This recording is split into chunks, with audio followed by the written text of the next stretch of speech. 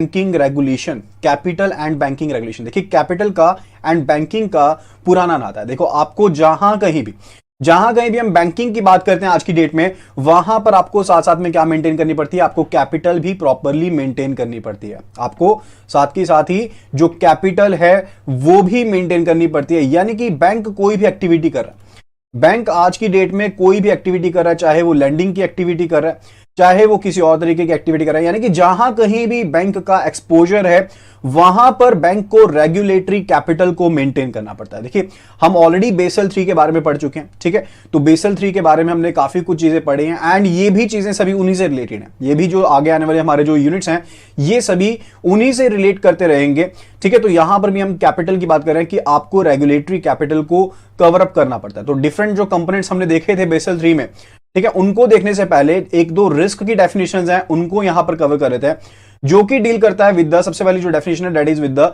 Systemic risk and banking regulation. That is with the systemic risk and banking regulation. Systemic risk क्या होता है, यानी कि पूरे के पूरे सिस्टम का रिस्क, पूरे के पूरे सिस्टम का रिस्क। यानी कि अगर एक बैंक फेल होता है तो उसकी वजह से और भी बैंक फेल अगर हो जाएं, so that would be what, that would be the systemic risk, that would be the systemic risk. अब देखिए बैंक्स का लेना देना ना ये नहीं होता कि एक बैंक ने दूसरे बैंक से लेन देन कर लिया ऐसे खत्म हो गया, ऐसा नहीं होता।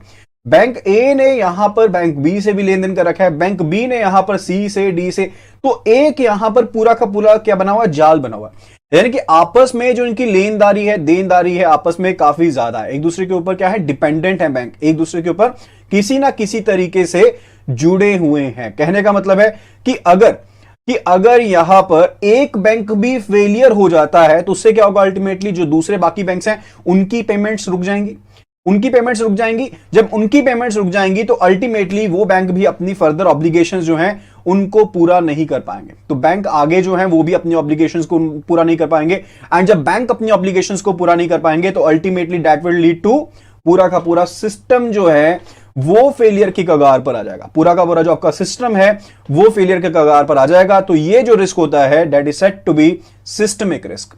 डेफिनेशन देख लें, डेफिनेशन क्या कहती है, systemic risk is the risk that a default by one financial institution will create a ripple effect. Ripple क्या होता है, जैसे पानी में कोई पत्थर फेंका तो वो ऐसे फैलता रहता है ना, आगे आगे आगे आगे, उसी तरह से ही है। यानी कि एक का फेलियर बाकियों को भी साथ में लेकर डूबेगा, एक का जो फेलियर है वो बाकियों को भी साथ में लेकर डूबेगा। That is what, that is a systemic risk.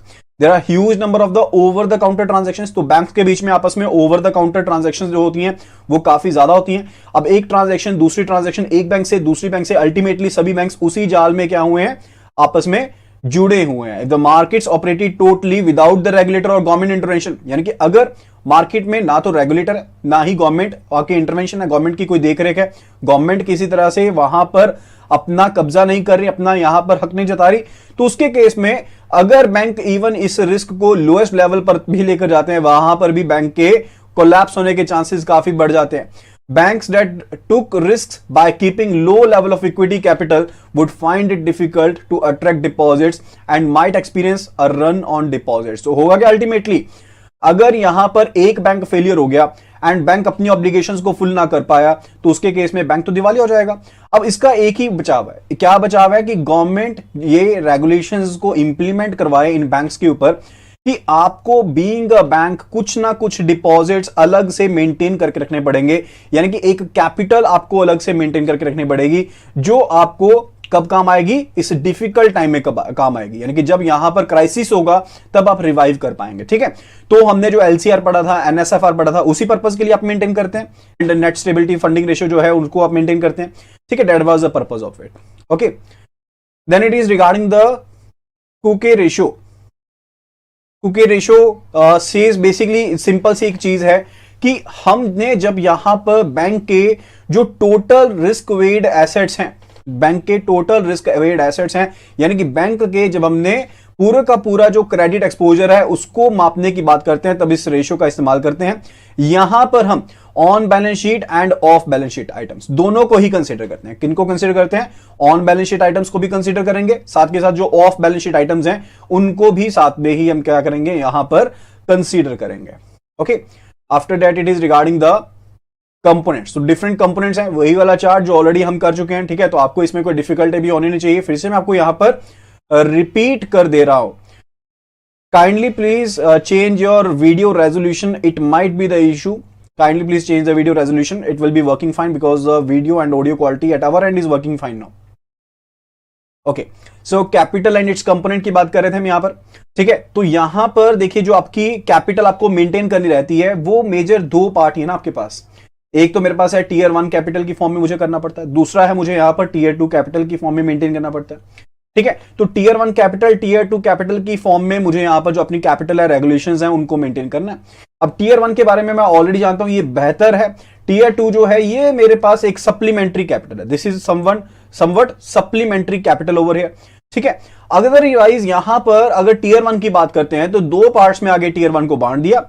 एक होता है कॉमन इक्विटी टीयर 1, दूसरा है मेरे पास एडिशनल टीयर 1 कैपिटल। एक है मेरे पास कॉमन इक्विटी टीयर 1, दूसरी है मेरे पास यहां पर एडिशनल टीयर 1 कैपिटल। तो जब मैं यहां पर कॉमन इक्विटी टीयर की कैपिटल बात करता हूं तो यहां पर बीसीबीएस जो है उसने यहां पर गाइडलाइंस दी है कि आपको 4.5 मेंटेन करना है, 1.5 मेंटेन करना है। लेकिन इंडिया में जो आरबीआई है वो एक स्टेप आगे रहना चाहता है। क्यों? ताकि लिक्विडेशन की दिक्कत ना रहे, यानी कि बैंक्स जो है वो यहां पर कठिन समय में भी यहां पर अपना गुजारा कर पाए, तो उसे रखा गया है 5.5, ठीक है। अदरवाइज बाकी सभी रेशो एज इट इज ही सेम है, ठीक है। उसके अलावा टीयर 2 को आप जानते हैं, तो मेन कैपिटल तो ये मेंटेन हो रही है। बाकी के आपके कैपिटल कंजर्वेशन बफर हो गया या फिर काउंटर साइक्लिक कैपिटल बफर हो गया, वो सभी अलग चीजें रहेगी, ठीक है। लेकिन जो मेन आपको कैपिटल मेंटेन करनी है उसके दो ही कंपोनेंट मेन है, that is a tier 1 capital and tier 2 capital, जो मुझे यहां पर रेगुलेटरी कैपिटल मेंटेन करनी पड़ रही है, जो मेरा सुपरवाइजर मुझे बता रहा है कि मुझे मेंटेन करना पड़ेगा, ठीक है। अब ये जो कैपिटल मेंटेन होती है, ये तो नहीं है कि आप अपनी मर्जी से मेंटेन कर लेंगे। अब ये क्या है? बेसिकली परसेंटेज है। ये क्या है? परसेंटेज है। किस चीज की परसेंटेज है? ये रिस्क वेड एसेट की परसेंटेज है, यानी कि जो भी आपके रिस्क वेड एसेट्स हैं उनके हिसाब से आपको इस कैपिटल का एक परसेंटेज जो है वो मेंटेन करना रहता है, ठीक है। अब यहां पर बैंक के लिए क्या कॉस्टिंग है? बैंक के लिए ये जो कैपिटल हम मेंटेन कर रहे हैं, यानी कि बैंक इस पैसे को लेंड नहीं कर पाएगा, इन्वेस्ट नहीं कर पाएगा। जब लेंडिंग नहीं हो पाएगी, इन्वेस्टमेंट नहीं हो पाएगी, तो अल्टीमेटली बैंक के लिए ये जो कैपिटल मेंटेन हो रही है ना, बैंक के तो सेफ गार्ड के लिए हो रही है, लेकिन बैंक के लिए कॉस्टिंग है। यानी कि बैंक चाहेगा सिर्फ मैं उतनी ही कैपिटल को मेंटेन कर लूं जितने मेरे रिस्क हैं, यानी कि as per guidelines, as per Reserve Bank of India guidelines या फिर जो उनके बोर्ड ऑफ डायरेक्टर की गाइडलाइंस है, उनके हिसाब से वो चाहता है कि मैं यहां पर कैपिटल को तो मेंटेन करूं, लेकिन अगर मुझे 5 रुपए कैपिटल मेंटेन करने के लिए कहा तो मैं 5 रुपए मेंटेन करूं, 5 की जगह पे 7 रुपए मेंटेन ना करूं। ये ना हो कि मेरे 2 रुपए जो है मैं फालतू में उसको यहां पर रख लूं एंड मेरी कॉस्टिंग बढ़ जाए, ठीक है। तो यहां पर बैंक्स को पूरा ध्यान रखना पड़ता है कि अपनी रेगुलेटरी कैपिटल को क्या वो प्रॉपर वे में मेंटेन कर पा रहे हैं या फिर मेंटेन नहीं कर पा रहे हैं, ठीक है। इस चीज के बारे में देखना पड़ता है। अब वही चीज हम बार बार देखते हैं कि कंपोनेंट क्या होते हैं, कि इनके मेन कंपोनेंट क्या होते हैं। इसी तरह से टीयर 2 कैपिटल है।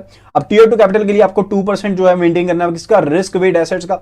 अब यहां पर फर्दर क्या है? गाइडलाइंस दी गई है। जब हम बेसल 3 में बात करते हैं ना, तो बेसल 3 में आपने देखा कि ऑपरेशनल रिस्क में केस में अपने जो आपके पास बीआईए अप्रोच थी उसके बारे में देखा, बेसिक इंडिकेटर अप्रोच के बारे में देखा, या डिफरेंट अप्रोचेस जो थी उनके थ्रू हमने देखा कि आप किस तरह से कैलकुलेशंस कर सकते हैं अपने पास कैपिटल चार्ज की। कैपिटल चार्ज का फर्दर आप परसेंटेज जो है वो आप कैपिटल की तरह मेंटेन करते हैं। तो अल्टीमेटली मेरा मेन मकसद क्या है कि मैंने अपने रिस्क को कवर करना, मैंने अपने रिस्क जो हैं उनको मैंने फर्दर कवर करना है। उनके लिए मुझे जो कैपिटल रिक्वायरमेंट है वो मुझे मेंटेन करनी है, लेकिन उसको मैं इस तरह से मेंटेन करूं कि मेरे पास जो कॉस्टिंग है वो एक्स्ट्रा ना पड़े, ठीक है। ये चीज होगी। तो टीयर 1 कैपिटल को हम कोर कैपिटल भी कहते हैं। It is said to be core capital. It provides a most permanent and readily available support, यानी कि लिक्विडिबिलिटी अगर हम देखें यहां पर, ठीक है, तो वो काफी ज्यादा यहां पर होती है in case of tier 1 capital. जैसे अगर मैं कहूं कि आपके पास गोल्ड है, आपके पास कैश है, तो मैं कहूंगा ज्यादा लिक्विडिटी है। अगर मैं कहूंगा कि आपके पास कोई प्रॉपर्टी है, क्या वो उतनी ज्यादा लिक्विडेबल है? प्रॉपर्टी बिक जाएगी, नो डाउट, लेकिन जरूरी तो नहीं है कि वो पूरी की पूरी वैल्यू के ऊपर बिकेगी। जब मार्केट में बेचने को जाऊंगा हो सकता है कि साथ के साथ बिक भी जाए, लेकिन ये भी तो प्रोबेबिलिटी है ना वहां पर कि वो साथ के साथ नहीं बिकेगी। वही डिफरेंस यहां पर टीयर 1 एंड टीयर 2 में है कि टीयर 1 जो कैपिटल है आपकी साथ के साथ लिक्विडेबल है। अब जब मेरे पास प्रॉब्लम आएगी उस टाइम पर आसपास भी तो डिफिकल्टी होगी ना। यानी कि अगर कोई बैंक यहां पर अगर मान लीजिए सिस्टमिक रिस्क ही शुरू हो जाता है, ठीक है, बैंक है यहां पर सिस्टमिक रिस्क शुरू हो गया। सिस्टमिक रिस्क का मतलब है पूरे के पूरे सिस्टम में रिस्क है। अब यहां पर ना तो कोई प्रॉपर्टी लेने को तैयार है, ना कोई प्रॉपर्टी बेचने को तैयार है, ठीक है। तो यही सीन है। अगर मैं प्रॉपर्टी को इस टाइम पर बेचने जाऊंगा तो क्या ये पूरी वैल्यू मैं ले पाऊंगा? नहीं ले पाऊंगा। तो यही कारण है कि मेजर शेयर यहां पर आपको इसी का मेंटेन करना है, ये जो टीयर 1 कैपिटल है इसी का मेंटेन करना है। एंड टीयर 2 के रिगार्डिंग यहां पर क्या क्या चीजों की पाबंदी लगाई गई है उनके बारे में भी हम फर्दर देखेंगे कंपोनेंट्स के बीच में। तो एक कंपोनेंट का मैं आपको ब्रीफ दे दूंगा, ऑलरेडी वैसे हम डिस्कस कर चुके हैं, but it will be a brief regarding it, तो आपको ज्यादा बेटर वे में आप उन चीजों को समझ पाएंगे। एंड अल्टीमेटली अगर आपको न्यूमेरिकल या केस स्टडी पार्ट आता है तो वहां पर भी आप उसको अच्छे से इंप्लीमेंट कर पाएंगे, ठीक है। तो आपको इस चीज का ध्यान रखना है यहां पर। Further it is regarding Tier 2 capital contains elements that are less permanent in nature. Tier 2 capital at no point should be more than 50% of the total capital. यानी कि जो Tier 2 capital है वो Tier 1 के 100% से ज्यादा नहीं होगी। सिंपल सी चीज यही इन्फर हो रही है यहां पर। Tier 2 capital टोटल कैपिटल का 50% से ज्यादा नहीं होगी, या फिर Tier 2 capital जो है Tier 1 कैपिटल के 100% से ज्यादा नहीं होगी। That is one and the same thing. Then it is regarding the basic approach of capital adequacy framework is that a bank should have sufficient capital. तो बेसिक अप्रोच क्या है? बेसिक अप्रोच हमारी किस चीज को लेकर है कि बैंक के पास एक सफिशिएंट कैपिटल होनी चाहिए, ताकि अगर कोई भी यहां पर लॉसेस होते हैं, कोई भी रिस्क है बिजनेस में, तो उसे हम क्या कर पाए? एब्जॉर्ब कर पाए। जो कैपिटल है उसे दो पार्ट्स में डिवाइड कर दिया, टीयर 1 कैपिटल में, टीयर 2 कैपिटल में डिवाइड कर दिया। तो कंपोनेंट्स के बारे में देख लेते हैं। तो CET1 यानी कि जो भी मेरे पास पेड अप कैपिटल है, जो भी मेरे पास स्ट्रेचुररी रिजर्व्स हैं, जो सेक्शन 17 के अंदर आपने अपने प्रॉफिट को बनाकर रख लिया, ठीक है, SLR को मेंटेन कर रहे हैं, तो अल्टीमेटली क्या है? वो आपके रिजर्व्स ही तो हैं, आपके डिफिकल्ट टाइम में काम आएंगे। CRR अगर आप मेंटेन कर रहे हैं, कैश रिजर्व रेशियो अगर मेंटेन कर रहे हैं, तो अल्टीमेटली कोई खा तो नहीं रहा ना उसे, यानी कि है तो बैंक के नाम ही ना। अगर लॉस होगा तो RBI रिलीज करेगा ना। लाइकवाइज इन पैंडेमिक राइट नाउ अगर CRR जो है वो कम की गई है, क्यों कम की गई है? इसी कारण से कम की गई है कि बैंक्स के पास ज्यादा फंड्स हो। बैंक के पास फंड्स ज्यादा होंगे तो अल्टीमेटली बैंक्स जो है वो लेंडिंग कर पाएंगे, लेंडिंग कर पाएंगे तो अल्टीमेटली मार्केट में जो पैसा है वो ज्यादा आएगा, मार्केट में पैसा ज्यादा आएगा तो अल्टीमेटली मार्केट जो है वो ऊपर फिर से उठेगी, ठीक है। That is a whole cause behind it, ठीक है। Other it is other disclosed free reserves. अब जो भी आपके रिटेन प्रॉफिट्स हैं उनमें से आपको कुछ ना कुछ क्या है, रिजर्व्स आप निकालते हैं। होता क्या बेसिकली कंपनी के केस में या बैंकिंग कंपनी के केस में कि जो भी मेरे पास मेरा प्रॉफिट हुआ, ठीक है, जो भी मेरे पास मेरा नेट प्रॉफिट हुआ, अब इस प्रॉफिट को ये तो है नहीं कि मैं पूरा का पूरा इसका डिविडेंड दे दूंगा, यानी कि मेरे पास जो भी डिविडेंड पहले पे करने वाला था रिगार्डिंग जो भी प्रेफरेंस शेयर होल्डर्स हैं उनको डिविडेंड पे कर दिया, ठीक है। उसके बाद मैंने जो भी यहां पर डिविडेंड अपने इक्विटी होल्डर्स को देना था वो डिविडेंड पे कर सकता हूं यहां पर। लेकिन कुछ एक पैसा कंपनीज क्या करती हैं, बैंकिंग कंपनीज क्या करती हैं, उसको रिटेन कर लेती हैं। We already discussed it regarding कि इसको रिटेन करने के दो तीन कारण हो सकते हैं। दो तीन कारण क्या हो सकते हैं? पहली बात तो ये कि जो भी ये प्रॉफिट होता है ना, ये 100% आपके पास कैश की फॉर्म में नहीं होता। अब आप कहेंगे ये कैसी चीज होगी कि 100% प्रॉफिट नहीं होता? प्रॉफिट का मतलब तो ये ना मुनाफा हो गया, मुनाफा हो गया तो ये यहां पर कैश की फॉर्म में क्यों नहीं होता? ये कैश की फॉर्म में भैया इसलिए नहीं होता क्योंकि जब आप देख लिए आप लोन देते हैं, तो लोन देने के बाद जब आपने इंटरेस्ट चार्ज किया तो आप करते हैं यहां पर कौन सी बैंकिंग का इस्तेमाल करते हैं? आप अक्रूवल बैंकिंग का इस्तेमाल करते हैं। कौन सी यहां पर अकाउंटिंग का इस्तेमाल करते हैं? अक्रूवल अकाउंटिंग का इस्तेमाल करते हैं। यानी कि जब ड्यू हो गया तब मेरा हो गया, अभी मेरे पास आया नहीं है वो कैश की फॉर्म में। 31 मार्च को जो इंटरेस्ट लगा क्या वो आपने रिकवर कर लिया अपने कस्टमर से? अभी रिकवर नहीं किया, लेकिन प्रॉफिट में तो शामिल हो गया ना वो। वही चीज है, यानी कि जो मेरे पास प्रॉफिट है ये 100% क्या है, यहां पर कैश की फॉर्म में नहीं है, ठीक है। तो मेरे पास अवेलेबिलिटी नहीं है तो मैं उसको एज डिविडेंड आगे कब दे सकता हूं? अगर मेरे पास वो होगा तभी मैं आगे डिविडेंड दूंगा। तो आपने क्या कर लिया, कुछ एक पार्ट को रिटर्न कर लिया। अब जब कुछ एक पार्ट को आप रिटेन कर लेते हैं तो आप यहां पर कुछ ना कुछ फ्यूचर प्लानिंग लेकर चलते हैं कि ये पैसा मैं कहां पर लगाऊंगा, इस पैसे को कहां पर इस्तेमाल करूंगा। तो उसके रिगार्डिंग आपके पास रिजर्व्स रहते हैं, उन रिजर्व्स को भी यहां पर टीयर 1 का पार्ट माना गया, CET1 का पार्ट माना गया। इसके अलावा जो आपके कैपिटल रिजर्व्स हैं representing surplus arising out of the sale proceeds of the assets. अब आपके पास आपने कोई एसेट को बेचा, कैपिटल एसेट को बेचा, ठीक है, उसके केस में आपको यहां पर कुछ पैसा वापस आ गया। अब आपके पास वो क्या सरप्लस है, यानी कि बुक वैल्यू उसकी कम थी लेकिन वैल्यू ज्यादा आ गई, तो अल्टीमेटली वो भी आपका कैपिटल रिजर्व हो गया। इसी तरह से स्टॉक सरप्लस, स्टॉक सरप्लस क्या रहता है? दैट इज शेयर प्रीमियम, यानी कि जब आपने कॉमन शेयर को इश्यू किया, 10 रुपए की जो फेस वैल्यू वाला शेयर था वो आपने 500 रुपए का बेचा, तो 490 रुपीज आपका शेयर प्रीमियम, वो किस में आएगा? वो भी CET1 में आएगा। इसी तरह से अगर आपके पास बैलेंस है प्रॉफिट लॉस अकाउंट में, ठीक है, आपके पास प्रॉफिट लॉस अकाउंट में आपका बैलेंस है, वो भी किसका पार्ट बनेगा? That will also be form the part of the what, your CET1। Further current year profit, अगर आपका करंट ईयर का प्रॉफिट है तो आप उसको क्वार्टरली बेसिस पर क्या कर सकते हैं? रेकनिंग ऑन कर सकते हैं, उसका स्टार्टिंग कर सकते हैं, उसको एग्रीगेट कर सकते हैं। लेकिन साथ के साथ आपको यह ध्यान में रखना है कि जो आपकी एनपीए की प्रोविजंस हैं क्वार्टरली बेसिस पर, उनमें जो कांट-छांट हो रही है ना वो 25% से ज्यादा नहीं है। यानी कि पिछले साल जो मेरी प्रोविजन थी अगर वो 1 करोड़ थी, इस साल सेम क्वार्टर्स के दौरान अगर उसमें जो चेंजेस हैं वो यहां पर 1 करोड़ 25 लाख हो गए हैं, कुछ हो गया, तो उसके केस में मैं यहां पर प्रॉफिट्स को आपस में नहीं जोड़ सकता। Otherwise I will be considering the current year profits also on the quarterly basis. Okay, then next one very important, देखिए इस चीज को तो नोट कर लीजिए, नोट नहीं करना अपने दिमाग में छपा के रख लीजिए कि रिवैल्यूएशन रिजर्व जो पहले किसका पार्ट माना जाता था, टीयर 2 का पार्ट होता था, लेकिन अब टीयर 1 में शामिल कर लिया गया है एट 55% डिस्काउंट। ठीक है, डिस्काउंट का मतलब क्या है, यानी कि 100 में से 55 रुपीज का पार्ट नहीं मानना, सिर्फ और सिर्फ 45 का पार्ट मानना। 100 में से 55 का पार्ट नहीं मानना, सिर्फ और सिर्फ 45 का पार्ट मानना। It is it. ओके, ये चीज समझ में आ गई। So it is regarding it. Okay, ये चीज होगी यहां पर। फर्दर हम कवर करने वाले हैं regarding the next point, it is regarding the foreign currency translation. अब देखिए, बैंक जो है उनकी कॉरेस्पॉन्डिंग बैंकिंग होती है, नॉस्ट्रो अकाउंट में पैसा पड़ा है और पैसे बाहर दे रखे हैं, तो अल्टीमेटली वो भी तो बैंक के ही एसेट हैं, किसी और के एसेट तो नहीं है। अब वो एसेट्स को जो यूएसडी में था, जब मैं अपनी बैलेंस शीट बनाऊंगा तो क्या उसे यूएसडी में रहने दूंगा? नहीं, उसको मैं कन्वर्ट करूंगा यहां पर आईएनआर में। अब यहां पर जब मैंने ट्रांसलेशन की तो वैल्यू क्या हो गई, इंक्रीज हो गई। भाई मार्केट मेरे फेवर में थी, मार्केट मेरे फेवर में थी, वैल्यू जो थी वो यहां पर इंक्रीज हो गई। जब वैल्यू इंक्रीज हो गई तो अल्टीमेटली क्या होगा, अल्टीमेटली क्या होगा, that would be consider to be my foreign currency translation. And इस रिजर्व के ऊपर जो आप डिस्काउंट करते हैं वो 25% का डिस्काउंट करते हैं। दो चीजों को याद रख लीजिए अभी के लिए, रिवैल्यूएशन के ऊपर 55% का, फॉरेन ट्रांसलेशन के ऊपर 25% का डिस्काउंट करना है। क्वेश्चन में आए तो ध्यान रखना है, टीयर 2 का पार्ट अब नहीं है, टीयर 1 का पार्ट है। ठीक है, रिवैल्यूएशन रिजर्व खास करके ध्यान रख लीजिए, ये क्वेश्चन में आता ही आता है। ठीक है, देन इट इज रिगार्डिंग आपके जो डेफर्ड टैक्स एसेट हैं, डेफर्ड टैक्स एसेट जो आपके हैं, ठीक है, आपने आगे जाकर अभी टैक्स पे करना है, पहले ही आपने निकाल के रख लिया, अब आपका तो एसेट बन गया ना वो। ठीक है, वो भी किसका पार्ट बनेगा आपके पास, वो भी आपके पास यहां पर सीईटी 1 का पार्ट बनेगा। अब उसके बाद बात करते हैं regarding the components of additional tier 1 capital, AT1 capital. ठीक है, तो एडिशनल टीयर 1 कैपिटल के केस में आपके पास आते हैं पीएनसीपीएस। याद रख लीजिए, जो हम पीएनसीपीएस कहते हैं ये एडिशनल टीयर 1 का पार्ट भी बन जाता है, ये आपके पास टीयर 2 का पार्ट भी बन जाता है। अब कब बनता है वो मैं आपको बता दे रहा हूं, वो मैं आपको बता दे रहा हूं यहां पर। ठीक है, तो एक चीज को याद रखिए कि मेरे पास दो तरह की चीज रहती हैं, एक मेरे पास रहता है आईपीडीआई, एक मेरे पास रहता है आईपीडीआई। तो इसको हमने पहले कवर नहीं किया है, तो ध्यान से इसको सुनिएगा क्योंकि ये न्यूमेरिकल पॉइंट ऑफ व्यू से इंपॉर्टेंट बन जाता है। ठीक है, आईपीडीआई दैट इज इनोवेटिव परपेचुअल डेब्ट इंस्ट्रूमेंट। क्या है इसकी फुल फॉर्म, इनोवेटिव परपेचुअल डेब्ट इंस्ट्रूमेंट, यानी कि है ये डेब्ट इंस्ट्रूमेंट है, लेकिन क्या है, इनोवेटिव टाइप का, यानी कि नए टाइप का प्रोडक्ट है। परपेचुअल है, परपेचुअल का मतलब कभी खत्म नहीं होने वाला। ठीक है, यानी कि इसकी कोई मैच्योरिटी डेट नहीं है, इसकी कोई मैच्योरिटी डेट नहीं है। सिर्फ और सिर्फ आप क्या होगा, जैसे कंसोल बॉन्ड्स होते हैं ना, कंसोल बॉन्ड आप कहेंगे कंसोल बॉन्ड क्या होता है, परपेचुअल बॉन्ड्स का नाम सुना होगा। परपेचुअल बॉन्ड का क्या होता है, परपेचुअल बॉन्ड के केस में आप सिर्फ और सिर्फ क्या करते रहते हैं, इंटरेस्ट पे करते रहते हैं। लाइकवाइज मान लीजिए पर्सन ए ने पर्सन बी को लोन दिया, ठीक है, एक सर्टिफिकेट दे दिया कि मैं तुम्हें 100 रुपीज के ऊपर हर साल 8% के ऊपर इंटरेस्ट पे करता रहूंगा। ठीक है, ये सिर्फ इंटरेस्ट ही पे करता रहेगा, हर साल इसको इंटरेस्ट ही पे करता रहेगा। मैच्योरिटी कभी डेट आएगी नहीं, मैच्योरिटी डेट नहीं आएगी तो यहां पर इसको पेमेंट देने की वापस ही नहीं पड़ेगी, जरूरत नहीं पड़ेगी।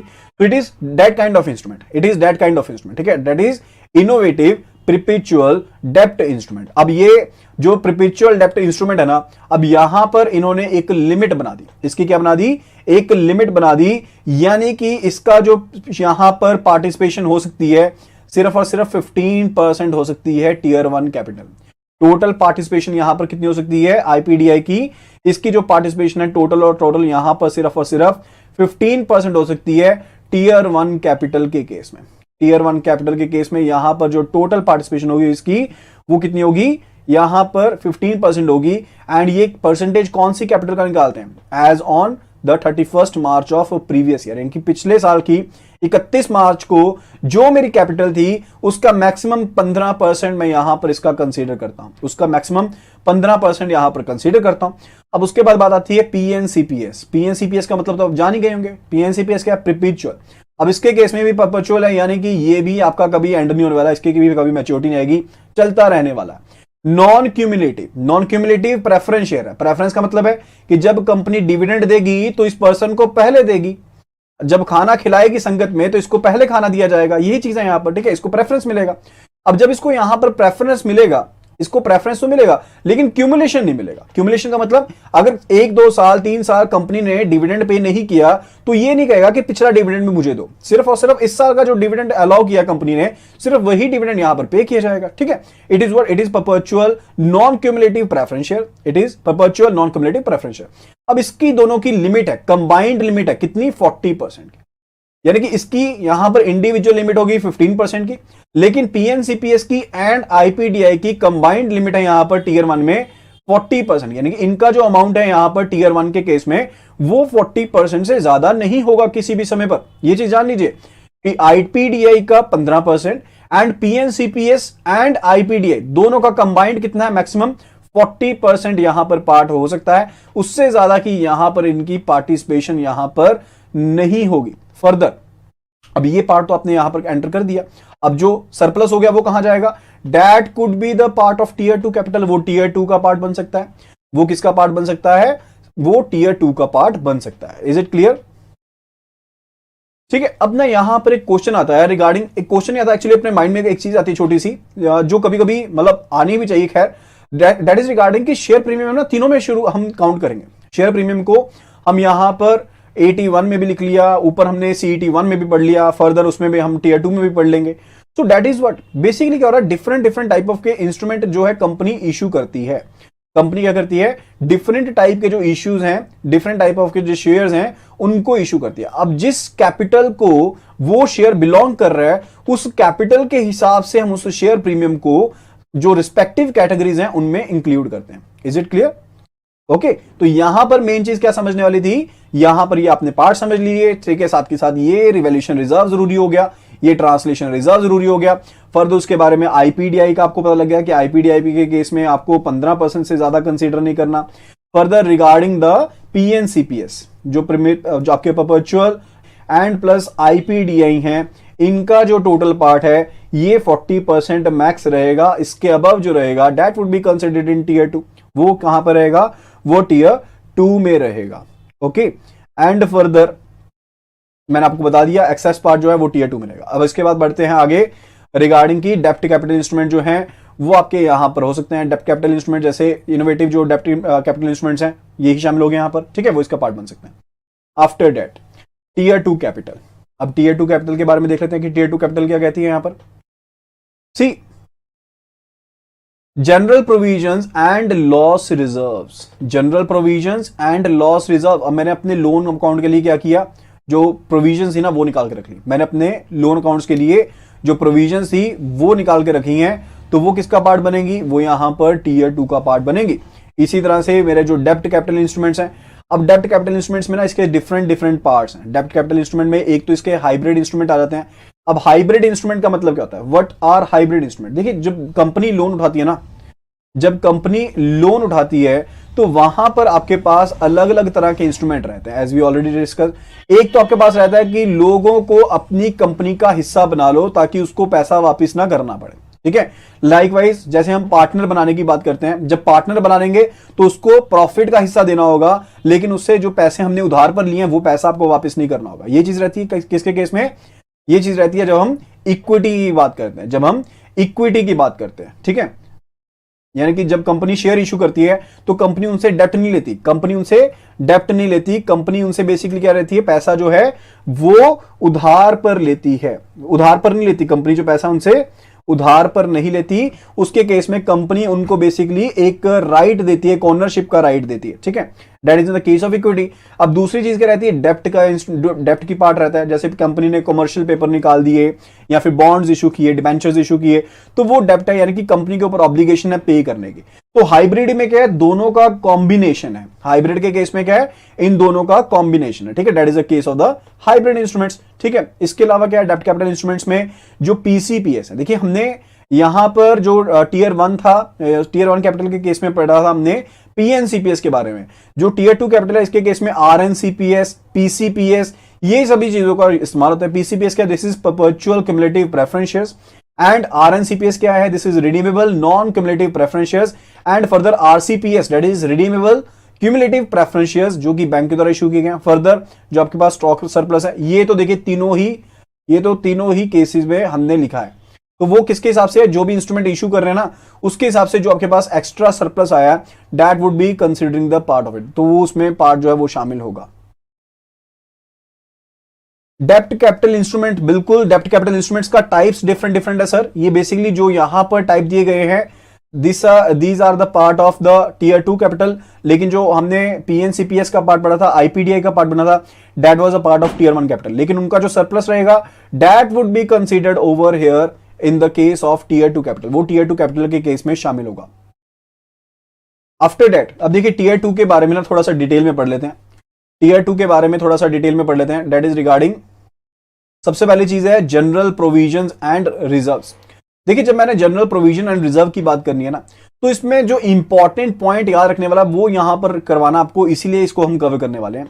सो general provision loss including floating provision. Floating provision मतलब कि आपने किसी पर्टिकुलर चीज के लिए पैसा बाहर निकाल दिया, पहले रख दिया, साइड पर रख दिया कि इसमें इस्तेमाल करेंगे, अब वो आपकी प्रोविजन अप डाउन हो रही है, उसकी फिक्स्ड वैल्यू नहीं है, ठीक है। कोई भी आइडेंटिफाइड एसेट है उसके लिए अपने प्रोविजन निकाली है, ठीक है। वहां पर उसके केस में general provision and loss reserves के केस में मैक्सिमम इसको हम 1.25% यानी कि जो भी मेरे टोटल रिस्क वेड एसेट्स हैं, ध्यान से इस वर्डिंग को सुनिएगा, यहां पर मैं कैपिटल की बात नहीं कर रहा हूं, यहां पर मैं बात कर रहा हूं रिस्क वेड एसेट्स की। इसकी बात कर रहा हूं, रिस्क वेड एसेट्स की बात कर रहा हूं। तो रिस्क वेड एसेट्स कौन से, जो मेरे पास टोटल रिस्क वेड एसेट्स हैं उनका मैक्सिमम कितना परसेंटेज इसमें शामिल होगा, 1.25% यहां पर शामिल हो सकता है टीयर 2 के केस में।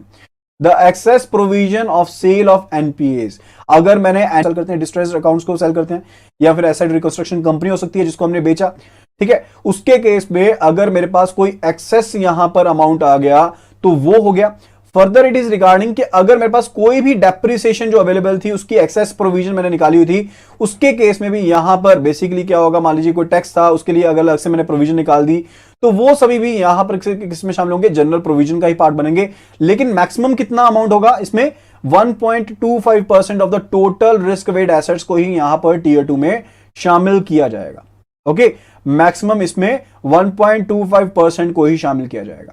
देखिए केस स्टडीज जो है ना यहां पर इनके रिलेटेड ऑलरेडी कवर है, तो यहां पर आप वीडियोस में जाकर केस स्टडीज का मॉड्यूल सीएस है उसमें सभी केस स्टडीज को कवर कर सकते हैं। दोज आर ऑलरेडी कवर्ड, तो आप एप्लीकेशन के थ्रू या वेबसाइट के थ्रू उनको एक्सेस कर सकते हैं।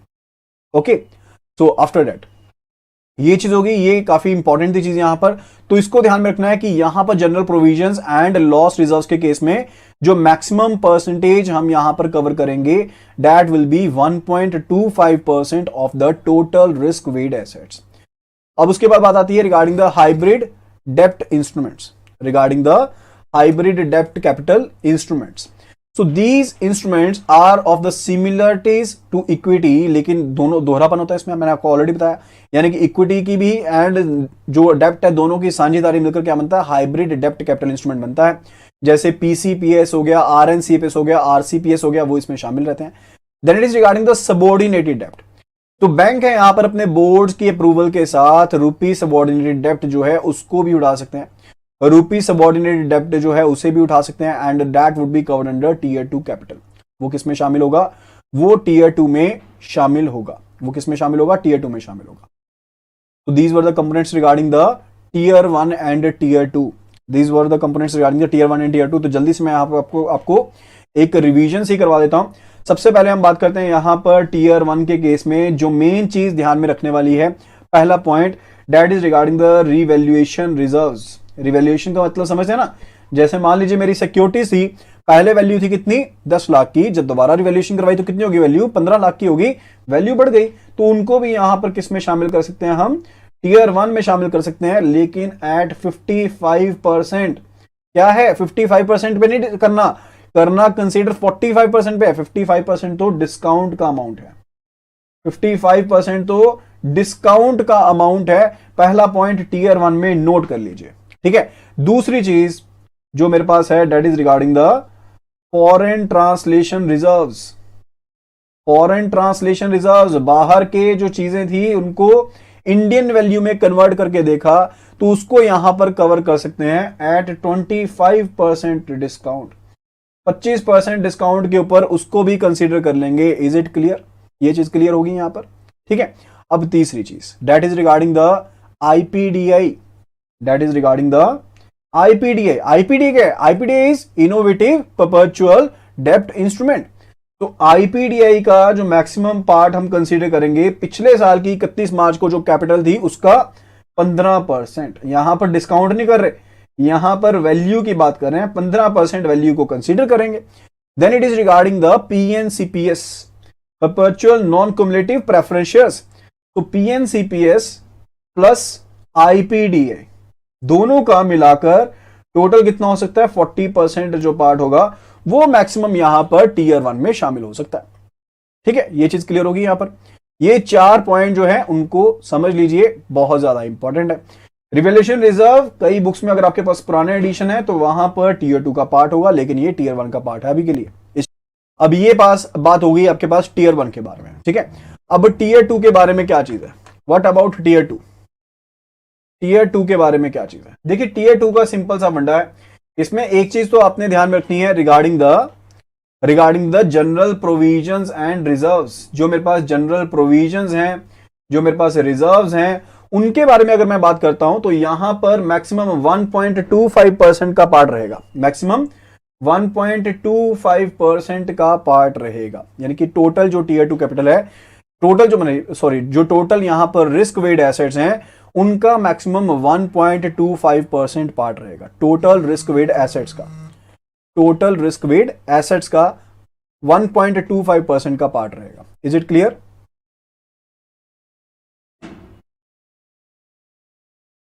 पीएनसीपीएस का जितना अमाउंट होगा प्लस आईपीडीआई का जितना अमाउंट होगा, टोटल इनकी परसेंटेज जो है वो यहां पर 40% से ऊपर नहीं होनी चाहिए। एंड यहां पर इनमें से आईपीडीआई की जो परसेंटेज है वो 15% से ऊपर नहीं होनी चाहिए। कंपोजिशन की बात कर रहे हैं यहां पर, कंपोजिशन की बात कर रहे हैं यहां पर। रिगार्डिंग कंपोजिशन यहां पर किस तरह से काउंट होगी। ओके, तो टीयर 2 का हो गया। अब टीयर 2 की वैल्यू जो है किसी भी समय पर टीयर 1 के 100% से ज्यादा नहीं होनी चाहिए, यानी कि टीयर 2 जो है मैक्सिमम टू मैक्सिमम टीयर 1 के इक्वल हो सकता है, उससे ज्यादा कभी भी उसकी वैल्यू एग्जिस्ट करेगी ही नहीं। ठीक है, ये चीज क्लियर होगी यहां पर। तो यही चीजें आपको यहां पर न्यूमेरिकल में जो समझने के काम आएंगी, यही चीजें आपको न्यूमेरिकल पॉइंट को भी समझने में आपकी हेल्प करेंगी। Okay,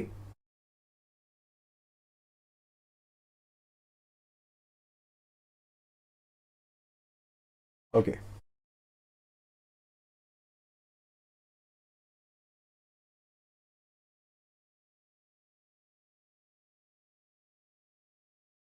then it is regarding deduction from tier 1 and tier 2 capital.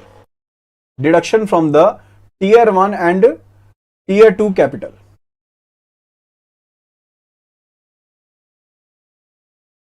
तो पहली चीज क्या है कि जो भी आपकी इक्विटी या फिर नॉन इक्विटी इन्वेस्टमेंट है सब्सिडरीज में, जो भी आपकी इक्विटी या फिर नॉन इक्विटी इन्वेस्टमेंट है सब्सिडरी में, वो यहां पर आपने इंक्लूड नहीं करनी है, वो आपने यहां पर इंक्लूड नहीं करनी है।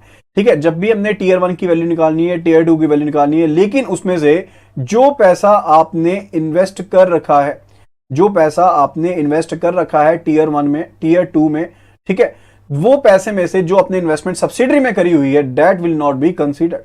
The investment of a bank in the equity as well as non-equity capital instruments issued by a subsidiary should be deducted at 50%. तो 50% के अमाउंट से डिडक्शन करके उसे शामिल करेंगे। यानी कि आपने इन्वेस्टमेंट कर दी कहां पर, आपने इन्वेस्टमेंट की है कंपनी की इक्विटी में या फिर नॉन इक्विटी कैपिटल इंस्ट्रूमेंट में। ठीक है, यानी कि कंपनी के जो आपके पास इंस्ट्रूमेंट है, लेट अस से यहां पर एक कंपनी है एंड इसकी एक सब्सिडरी कंपनी है, लेट अस से एसयूबी इसकी एक सब्सिडरी कंपनी है। तो यहां पर इस कंपनी ने अपने इक्विटी इंस्ट्रूमेंट या फिर जो नॉन इक्विटी इंस्ट्रूमेंट से उनको इशू किया, इक्विटी इंस्ट्रूमेंट या फिर जो नॉन इक्विटी इंस्ट्रूमेंट से उनको इशू किया।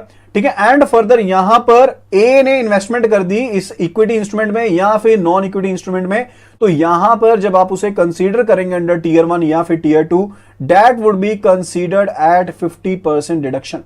तो 50% जो यहां पर इन्वेस्टमेंट है उसमें डिडक्शन करने के बाद ही उसे यहां पर आपकी कैपिटल में शामिल किया जाएगा। टीयर 1 में या टीयर 2 में डिडक्शन के बाद ही शामिल किया जाएगा। Securitization of the standard asset. अब क्रेडिट एनहांसमेंट का मतलब क्या है, जब आपको यहां पर पैसा मिला, सिक्योरिटाइजेशन आपने करवाई, अब सिक्योरिटाइजेशन करने के बाद आपको क्या मिला, बैंक को यहां पर पैसा मिला। अब उस पैसे को यहां पर आप यहां पर डिडक्ट कर देंगे, टीयर 1 टीयर 2 में शामिल नहीं करेंगे। Then treatment of credit enhancements provided by third party, अगर यहां पर जो कंपनी है, यहां पर इन केस जो बैंक है वो किसी थर्ड पार्टी के लिए सर्विस प्रोवाइडर एक्ट कर रहा है, किसी कंपनी के लिए जो है यहां पर third party service provider act कर रहा है यहां पर, तो उसके केस में जो first loss credit enhancement provide की जाएगी, जो first loss credit enhancement provide की जाएगी, it should be reduced from the capital to the full extent, तो यहां पर उसे कैपिटल में शामिल नहीं किया जाएगा, जो फर्स्ट लॉस फैसिलिटी है उसे यहां पर शामिल नहीं किया जाएगा। ठीक है, तो ये कुछ एक पॉइंट उसी से रिगार्डिंग है। Next it says under writing by originator, under writing by originator, under writing का मतलब क्या होता है? देखिए मैंने आपको ऑलरेडी बताया था यहां पर कि जो भी स्कीम यहां पर बनाई जाती है ना, जैसे मान लीजिए एक बैंक है यहां पर, ठीक है, सिक्योरिटाइजेशन के केस में देख रहे हैं हम, तो बैंक ने यहां पर एक एसपीवी को क्रिएट किया, या फिर मान लीजिए एसेट रिकंस्ट्रक्शन कंपनी के थ्रू एसपीवी को क्रिएट किया, तो इन बिटवीन हम कह लेते हैं कि यहां पर आपके पास एक एसेट रिकंस्ट्रक्शन कंपनी है जिसने एसपीवी को क्रिएट किया। अब ये एसपीवी क्या करेगी, जो पूल ऑफ लोन है, यानी कि जो भी यहां पर लोन है उनका जो पूल है, उसके बेस पर इसने जो पास थ्रू सर्टिफिकेट से उनको इशू कर दिया। ठीक है, यही प्रोसेस रहता है किसके केस में, सिक्योरिटाइजेशन के केस में। ठीक है, तो सिंपल सा प्रोसेस रहता है, यहां पर बैंक के पास थे लोन अकाउंट थे, मान लीजिए हाउसिंग लोन अकाउंट थे, उनका पूल था, जो यहां पर क्या थे, बेसिकली एनपीए लोन अकाउंट थे, तो बैंक ने उन एनपीएस को बेच दिया एसेट रिकंस्ट्रक्शन कंपनी को। उस एसेट रिकंस्ट्रक्शन कंपनी ने यहां पर एक स्पेशल पर्पस व्हीकल को एसपीवी को क्रिएट किया। अब एसपीवी ने क्या किया, यहां पर उन पूल लोन अकाउंट्स के, यानी कि यहां पर जो हाउसिंग लोन आपके पास एग्जिस्ट कर रहे हैं, इनके अंडरलाइन कोई ना कोई सिक्योरिटी होगी। अब इस अंडरलाइन सिक्योरिटी के बेस पर जो एसपीवी है, इसने क्या कर दिया, पास थ्रू सर्टिफिकेट्स को इशू कर दिया। अब ये पास थ्रू सर्टिफिकेट्स के लिए एक डॉक्यूमेंटेशन रहती है, एक डॉक्यूमेंटेशन रहती है। क्या डॉक्यूमेंटेशन की रिक्वायरमेंट क्या है कि ये एसपीवी तभी यहां पर ये कर पाएगी अगर कम से कम 15% जो सर्टिफिकेट्स हैं, पहली तो चीज है कि इसको रिटेन करने पड़ेंगे, यानी कि जो एसेट रिकंस्ट्रक्शन कंपनी है इसको इस स्कीम के 15% कम से कम जो पार्ट है उसको रिटेन करना पड़ेगा। And further it is regarding कि यहां पर अंडर राइटिंग, यहां पर क्या होना चाहिए, कम से कम सब्सक्रिप्शन होनी चाहिए, कम से कम सब्सक्रिप्शन कितनी होनी चाहिए, यहां पर जो भी गाइडलाइंस है ना securities and exchange board of India की, उसके हिसाब से यहां पर सब्सक्रिप्शन कम से कम उतनी होनी चाहिए। लेट अस से कि अगर यहां पर कहा गया कि 90% सब्सक्रिप्शन मस्ट है, यानी कि अगर आपने ये पास थ्रू सर्टिफिकेट्स निकालने हैं तो वहां पर कम से कम आपके पास 90% ऑफ द वैल्यू के इन्वेस्टर्स होने चाहिए। तो उसके केस में क्या करता है, बैंक कई बार अंडर राइट कर लेता है, सेम बैंक भी अंडर राइट कर सकता है या फिर ओरिजिनेटिंग बैंक भी अंडर राइट कर सकता है। ओरिजिनेटिंग बैंक यहां पर कौन सा है, जिसके यहां पर लोन थे, जिसके लोन एनपीए थे, उसको हम क्या कहते हैं, we said it in technical language originating bank, उसे हम कहते हैं ओरिजिनेटिंग बैंक, यानी कि जिसके पास लोन का मेन क्या था, ओरिजिन था, जिसके पास यहां पर जो लोन अकाउंट है उसका क्या था, मेन ओरिजिन था। ठीक है, तो इसको हम कहते हैं ओरिजिनेटिंग बैंक। तो यहां पर अब वर्डिंग को पढ़िए, underwriting by an originator, securities issued by SPVs, यानी कि स्पेशल पर्पस व्हीकल ने सिक्योरिटीज को इशू किया है, and held by the banks in excess of 10% of the original amount of the issue, यानी कि टोटल यहां पर सिक्योरिटीज जो इशू की गई हैं उनके 10% से ज्यादा यहां पर जो अमाउंट है, चाहे उसने सेकेंडरी मार्केट से परचेज किया, चाहे उसने सीधा यहां पर डायरेक्ट परचेज किया, उसके केस में आप यहां पर टीयर 1 टीयर 2 कैपिटल के केस में 50-50% की क्या करेंगे, डिडक्शन करेंगे, 50-50% की डिडक्शन करेंगे। ठीक है, तो यहां पर ये जो पार्ट है ये क्वेश्चन की फॉर्म में आ सकता है, केस स्टडी की फॉर्म में ये चीज नहीं आती। तो सिंपल एक लॉजिक की तरह से लगाकर चलिए कि अगर ये ओरिजिनेटिंग बैंक यहां पर खरीद लेगा तो अल्टीमेटली इसी का कैपिटल, जो इसके लोन थे उसके अगेंस्ट जो पैसा मिल रहा है उसी में फिर से इन्वेस्टमेंट कर रहा है। ठीक है, यानी कि हुआ क्या, अब ये पीटीसी यानी कि पास थ्रू सर्टिफिकेट जब इशू किए जाते हैं तो पास थ्रू सर्टिफिकेट से पैसा अल्टीमेटली जाता तो बैंक के पास ही है ना, यानी कि एआरसी ने तो पैसा बैंक को देना ही है, एसेट रिकंस्ट्रक्शन कंपनी तो ऑलरेडी ये पीटीसी का पैसा बैंक को देना ही है। तो अगर बैंक ये पैसे को ही इन्वेस्ट कर देगा दोबारा से यहां पर, तो अल्टीमेटली क्या है, वहां से डिडक्शन तो बनता है ना। वही चीज यहां पर कही गई है कि 50% यहां पर कम से कम डिडक्शन आप टीयर 1 के केस में एंड टीयर 2 के केस में करेंगे। Then it is regarding underwriting by third party service providers if the bank has underwritten securities issued by SPVs, यानी कि अगर यहां पर जो थर्ड पार्टी की, यहां पर मान लीजिए बैंक ने खुद नहीं किया, एक दूसरा बैंक ले लेते हैं, लेट अस एबीसी बैंक, तो इसने यहां पर इन्वेस्टमेंट कर दी इसके पास थ्रू सर्टिफिकेट्स में। ठीक है, if the bank has underwritten securities issued by the SPV, यानी कि एसपीवी के द्वारा अगर कोई सिक्योरिटीज को इशू किया गया, उसके केस में दूसरे बैंक ने यहां पर अंडरराइट कर दिया उन सिक्योरिटीज को एंड उन सिक्योरिटीज को हेल्ड कर लिया which are below the investment grade. And अब ये सिक्योरिटीज जब मार्केट में बेची जाती है ना, तो ये नहीं होता कि सीधा की सीधा बेच दी जाती है। पहले यहां पर जो यहां पर रेटिंग कंपनीज होती है ना, क्रेडिट रेटिंग कंपनीज होती हैं, वो इन सिक्योरिटीज को क्या करती हैं, रेट करती हैं। वो इन सिक्योरिटीज क्या करती हैं, रेट करती हैं। तो डिफरेंट गाइडलाइंस हैं कि मान लीजिए A2 जो लेवल की सिक्योरिटीज है उनको कहते हैं इन्वेस्टमेंट ग्रेड की अगर सिक्योरिटीज कह रहे हैं, या किसी भी लेवल की इन्वेस्टमेंट ग्रेड की सिक्योरिटीज कह रहे हैं। तो अगर इन सिक्योरिटीज में जिनमें एबीसी बैंक ने इन्वेस्टमेंट की है, अगर वो इन्वेस्टमेंट ग्रेड की सिक्योरिटीज नहीं है, तो उसके केस में वहां पर भी 50% की क्या होगी, डिडक्शन होगी। उसके केस में भी 50% की डिडक्शन होगी। ठीक है। सो लिमिट जो है टीयर 2 एलिमेंट की, we have already covered that कि टीयर 2 एलिमेंट जो है यहां पर मैक्सिमम टीयर 1 का कितना हो सकते हैं, 100% हो सकते हैं। मैक्सिमम कितना हो सकते हैं, 100% हो सकते हैं। तो ये इंपॉर्टेंट चीजें थी रिगार्डिंग द कैपिटल जो आपको कवर करनी चाहिए। सो केस स्टडी की बात करते हैं, तो केस स्टडी ऑलरेडी हमारी वीडियोस में कवर्ड है।